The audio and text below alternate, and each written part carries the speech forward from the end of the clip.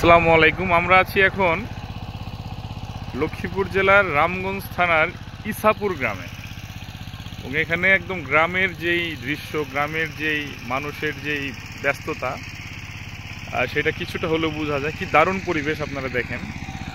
এই যে আপনার উনি ট্রাক্টর দিয়ে যেই চাষ করতেছেন, চমৎকার দেখেন দৃশ্য। এই গ্রাম ও মাটির যেই স্পর্শ, যে দারুণ একটা বিষয়, মাটির গ্রান।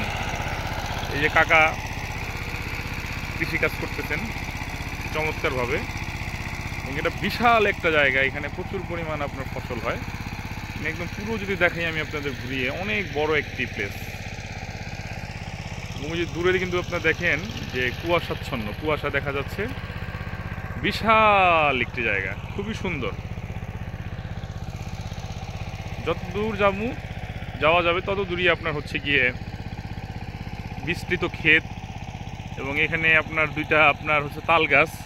স্বাভাবিকভাবেই যদি কেউ রাতের বেলার দিক দিয়ে যায়, খুবই একটু মানে তাল গাছ মানে একটু ভিতর একটা বিষয়, এবং এটা যেহেতু একটা আপনার এই যে এই প্রান্ত একদম পুরো হচ্ছে গিয়ে আপনার একটা খোলা প্রান্ত, তো রাতের বেলা আমার মনে হয় যে যদি কেউ 12টা-1টার সময় এখান দিয়ে যায়, সে আসলেই খুবই ভয়ের ভিতরে থাকবে যে তাল গাছে আসলে কি না কি একটা থাকতে পারে।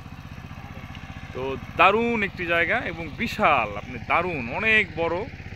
দূরে দেখতে পাচ্ছেন যে আপনারা গরু যাচ্ছে, গরুর যেই আপনার তার খাবারের অন্বেষণে গরু যাচ্ছে, এবং কুয়াশা কিন্তু স্পষ্ট দেখতে পাচ্ছেন, কুয়াশাচ্ছন্ন, এবং মাত্র আপনার সূর্য আপনার ডুবেছে।